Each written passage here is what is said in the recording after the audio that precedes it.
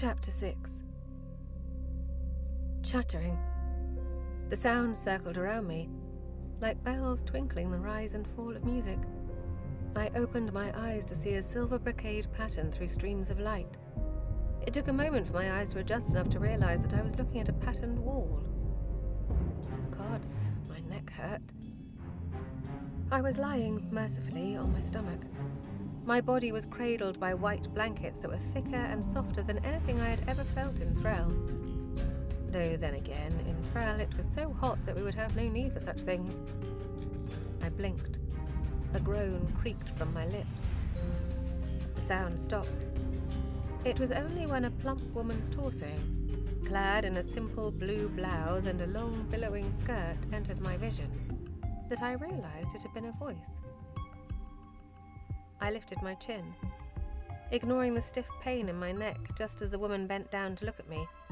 She was perhaps in her mid-30s, with white skin and silver hair that was piled messily on top of her head, leaving some curly tendrils hanging around her round cheeks. A Valtane. All at once, I realized that I must be an Ara. At the order of midnight. The woman said something to me in Aran, but she spoke so quickly and my mind was so fuzzy that I let her words slip through my fingers without translating them. The woman smiled at me, her eyes crinkling with concern.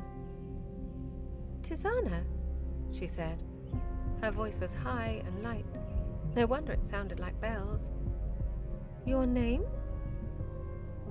She spoke slowly, emphasizing every word in a manner that might have been patronizing if she hadn't seemed so aggressively kind. I nodded. "Yes."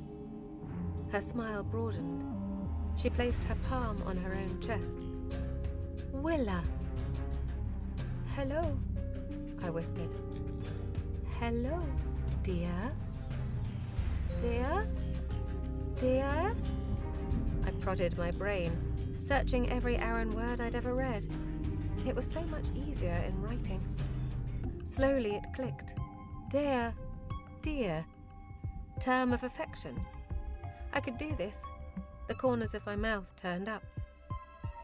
This small sign of comprehension was apparently all the encouragement that Willa needed to launch herself back into a chirpy onslaught of words. I had to force myself to follow her sentences. "Been out for quite some time. I needed to come in here to heal you 3 times a day at first. You had a bad infection."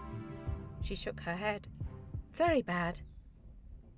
Infection. New word, but I could gather what it meant. I moved my arms, bracing my hands to push myself upright. I expected the movement to be met with a wall of pain, but it wasn't. Soreness, yes, but nothing compared to what I had endured for the last few weeks. Incredible. "I'm sure that still hurts." I looked up to see Willa staring at me with a wrinkle between her eyebrows. "Not bad," I replied.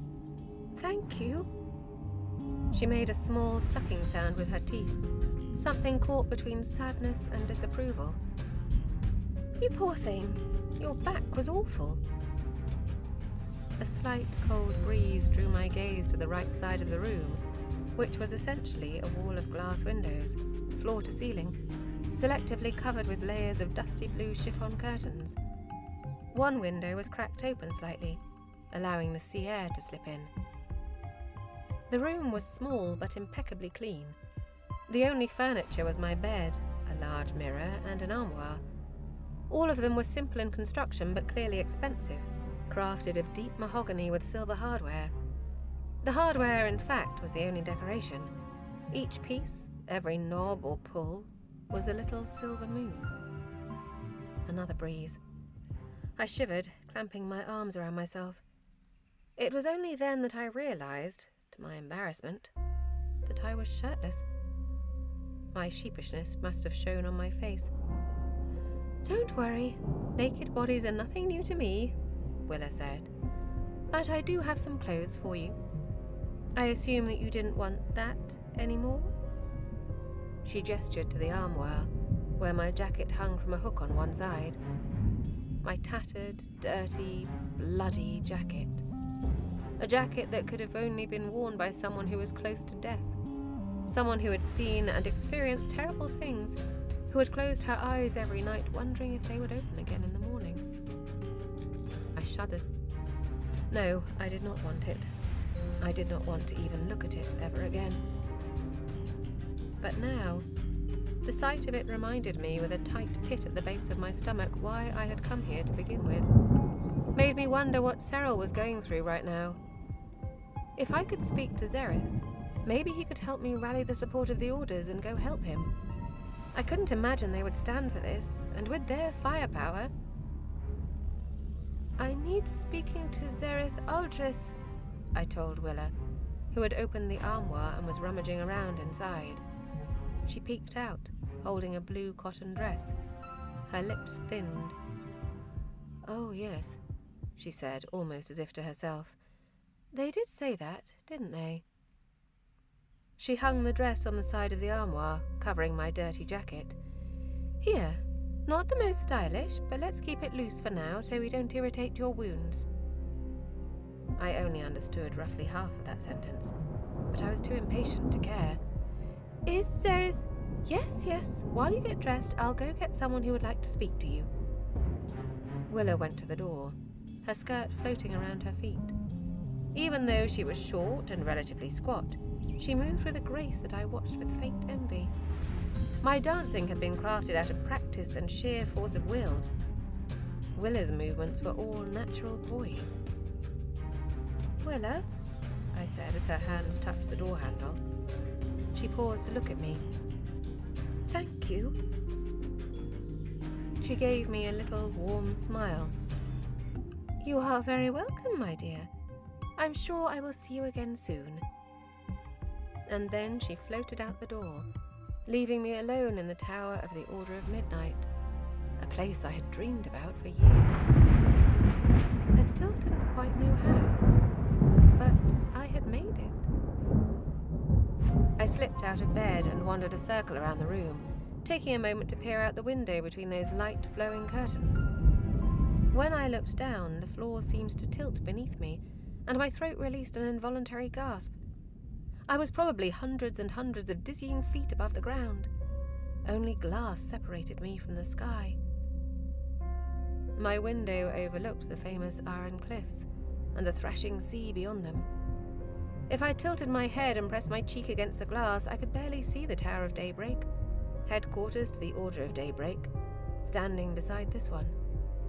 It was identical to this tower, except its glass was lined with burnished gold instead of silver.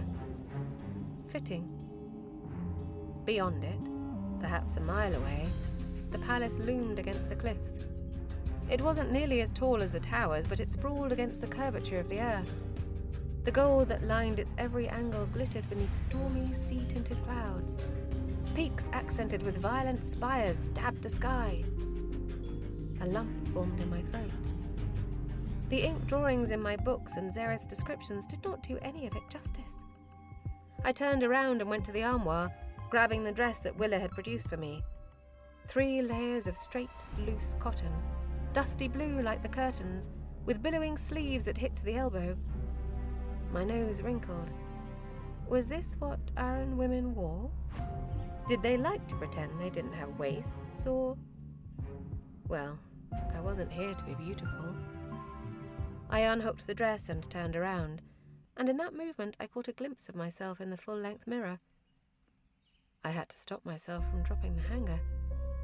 Gods, was that me? My hair hung in dirty tangles over both shoulders, my cheeks sunken, ribs protruding. 2 angry pink scars sliced across my chest and abdomen. They cut across my forearms too. If I held my arms the right way, I could see the unbroken lines that the whip had sliced in my flesh when I shielded myself. But when I turned, my back was completely covered in deep, ferocious gouges. Some still bled, some had scabbed, and some were stitched together like a hideous patchwork quilt.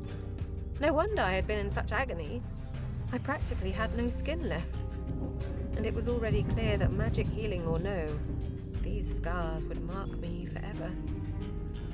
Crack. 27. the image of Esmaris's dying face flashed through my mind, and for the first time the thought of it didn't inspire even a hint of guilt. I was glad. Glad he was dead, and glad I had gotten to kill him. For one fractured moment. Then I thought of that sadness that had stripped his features, that whisper of betrayal. The guilt followed like a wave crashing on the shore. I shuddered, turning away from the mirror and slipping into that ghastly, shapeless dress. I felt another ache at my wrist, and when I looked down, my brow furrowed. Strange. There, on the inside of my wrist, was a crimson-splotched bandage. It was clearly fresher than any other wounds, small and neat and very deliberate-looking. How had that... The thought was interrupted as I heard the door open behind me. I turned to see another Valtane woman standing in the doorway. She was a little younger than Willa and much slimmer and taller. Her clothes were entirely white, blending with her skin and hair and flattening her to a colourless silhouette. She wore tight pants and a stiff coat that buttoned up to the neck, following her lithe body until it nearly touched the floor. I looked down at my dress, relieved that this was not, apparently, what all Aran women wore. "I'm glad to see that you're awake." The woman closed the door behind her. The movement revealed a large, dark grey moon emblem across her back. "We were all worried about you." "I am much better." Good. She stepped into the room, hands clasped, and flicked her hair behind her shoulder. It was long, nearly reaching her waist, and braided into countless tiny strands. She regarded me with an icy, stripping stare. God, those white eyes were so disconcerting. I felt like she was staring straight through me. I met that stare, matching her intensity. "I need to speak, I reminded myself. "I need to speak of Zereth Aldris." "Can I ask what about?" I hesitated. "If you get him, I will tell you both." An echo of a smile quirked the edge of her mouth, as if something about this statement was amusing. I didn't know what. And I could feel nothing from her, not a hint of thoughts or emotions or even the nebulous shape of her aura. When I reached out with my mind to find hers, tried to sense something that might help me adjust my strategy, I was met with nothing. Just a blank wall. "Zereth isn't here right now," she said. "Actually, he's in Threll. Maybe you two passed each other in your travels." Threll? My mouth went dry. I wondered if Zereth would have stopped at Esmaris's estate, like he always did during his visits to the area. "I received this letter from him last week, actually." The woman lifted her hand, and suddenly a piece of parchment appeared between her fingers.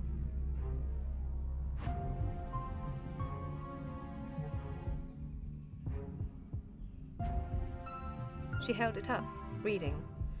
"As planned, I stopped at the home of Esmaris Mikov, only to find out that he was, in fact, dead. He had been murdered mere weeks before I arrived. His city, needless to say, had fallen into turmoil."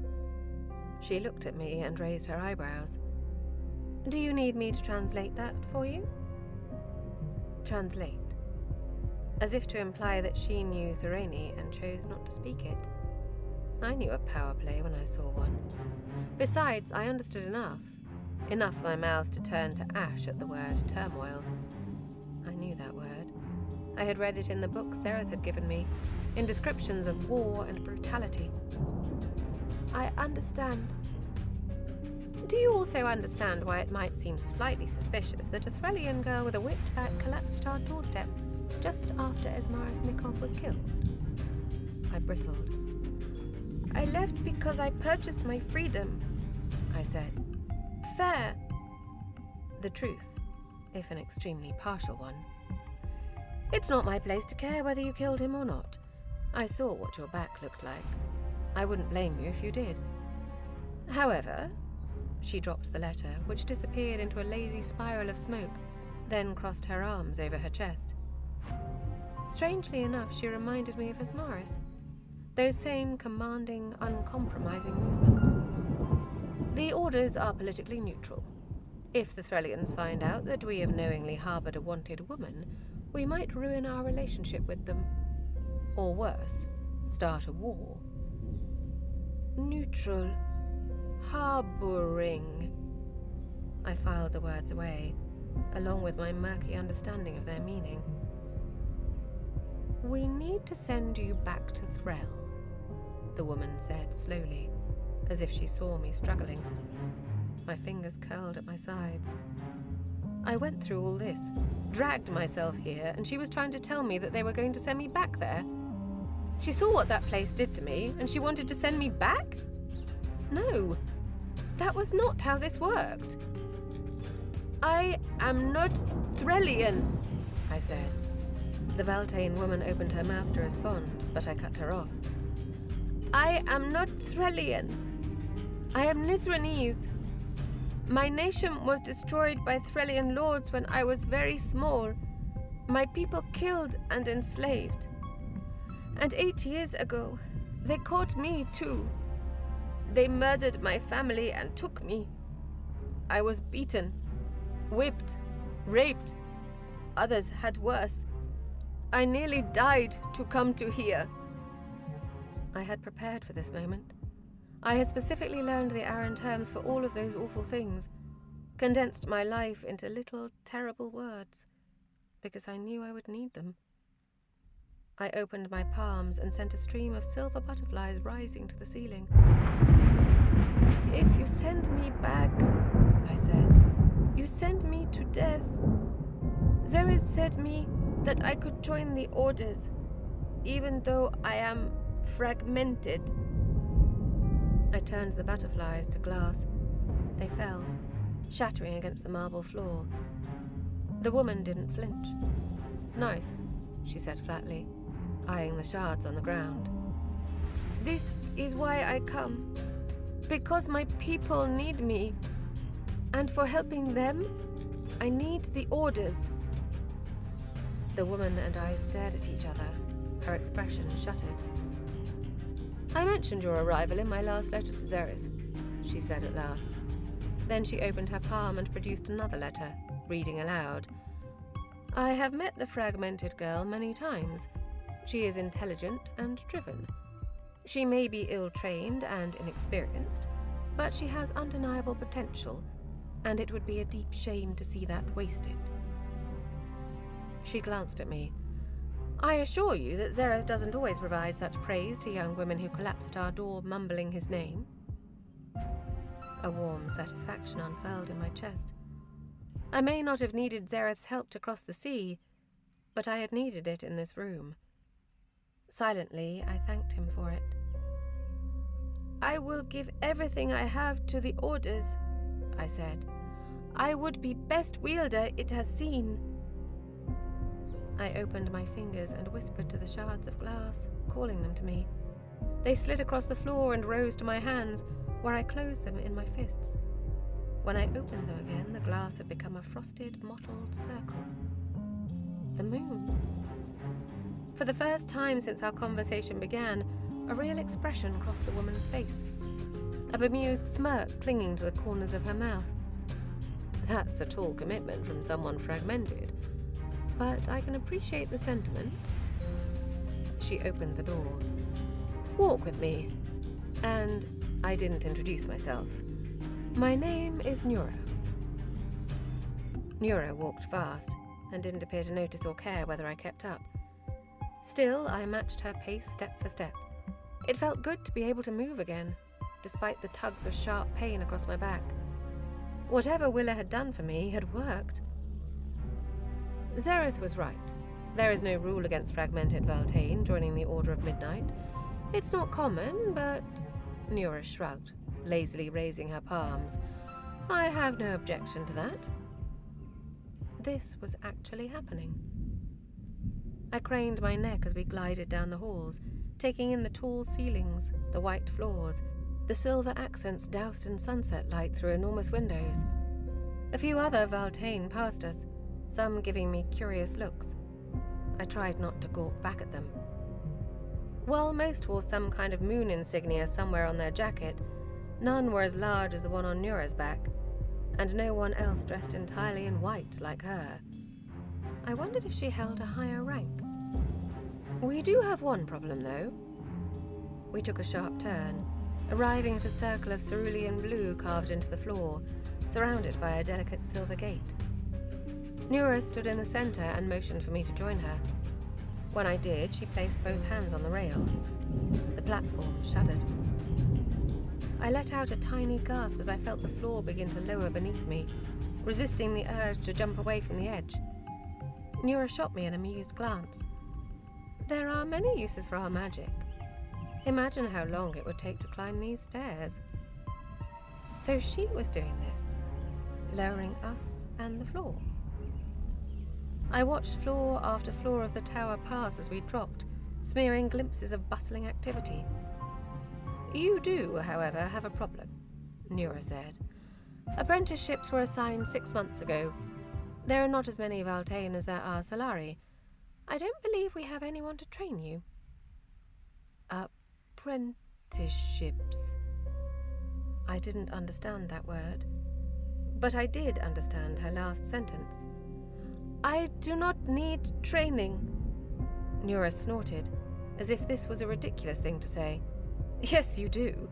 Every wielder, Valtane or Solari, must complete an apprenticeship to join the orders. No exceptions. Apprenticeship. Young wielders train with a teacher for 6 years. 6 years? I do not have that time, I blurted out. People in Thrall do not have 6 years for waiting for help. Nura glanced at me, narrowing her eyes thoughtfully. I desperately wished I could sense her thoughts. And what kind of help exactly do you want us to provide? Send small group of wielders to Thrall with me. I didn't hesitate. I had thought this through many times. Give me 20 men and order protection to go to Asmaris Mikov city and... I stumbled for the Aran equivalent of the word negotiate, groping through my mind to no avail. And discuss for the freedom of the slaves there. Give me money or power for making deals for their release. And if this does well, we can go further in Thrall. But for now, I only ask of you 20. The platform came to a stop, touching the ground, but neither of us moved nor spoke. The silence was agonizing. You're ambitious, Nura said. I don't know if that's a realistic plan, but we will see what we can do, maybe, after you complete some training. Nothing I do can get around that requirement. She stepped off the platform, continuing down the hall and waving me along. Follow me. The ground floor of the tower was more open than the spiraling hallways above, and so blindingly bright that I had to squint. The lobby was bustling with activity, full of people who looked like they all had very important business to attend to. Valtane with their white hair and albino skin, and Solari, who looked like any other human but wore the sun emblems of the Order of Daybreak. My gaze ran to the other side of the room and then stopped.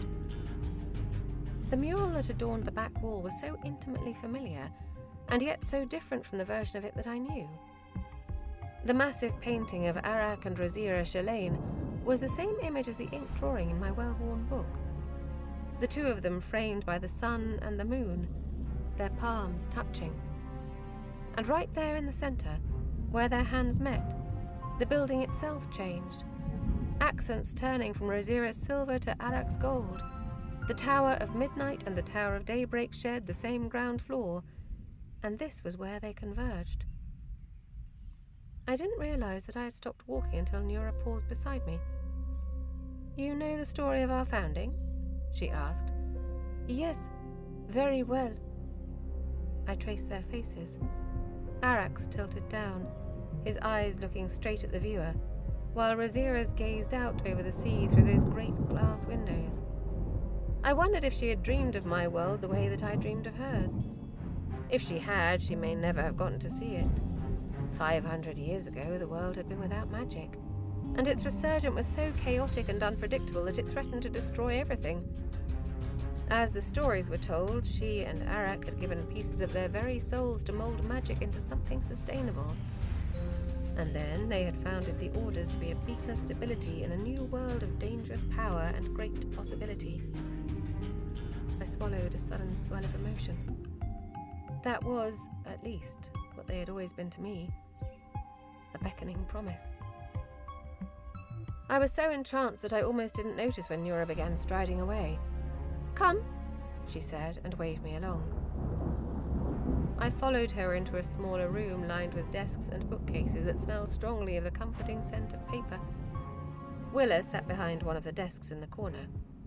On the other side of the room, a woman and a man shuffled through papers. They wore gold sun insignias on their lapels. Solari.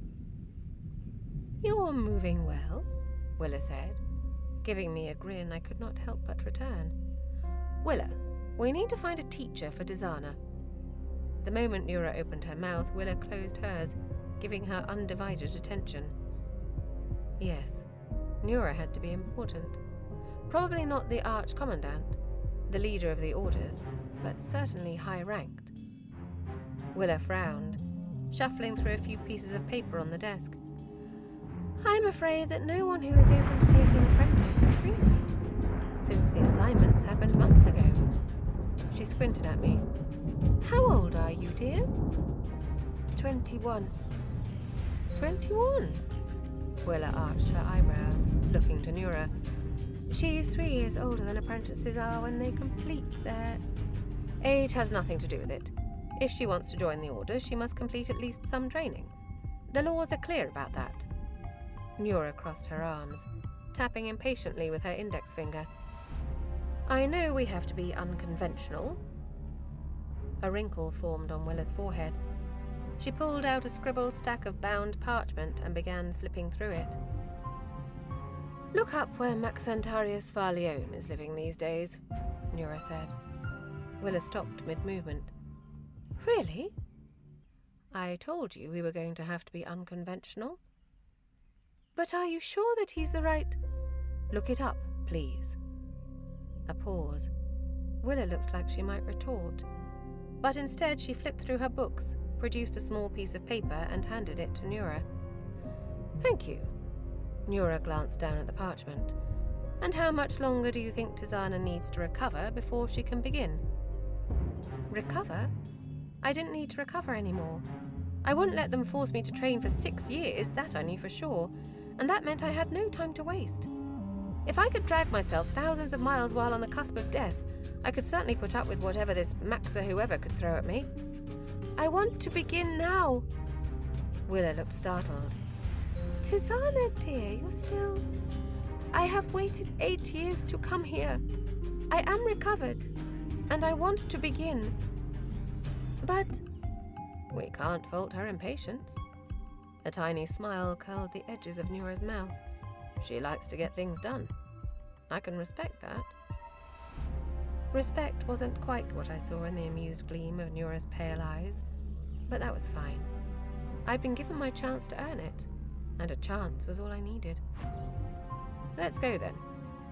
Nura looked down at the paper Willa gave her, then flipped it over. She took a pen from the desk. "Hold on to my arm." I obeyed as I watched her draw a circle, then add lines and shapes winding through its center. And then, suddenly, I was no longer standing in the Tower of Midnight, but blinking into a blinding midday sun. "Nura," a strained male voice, "what exactly do you want?"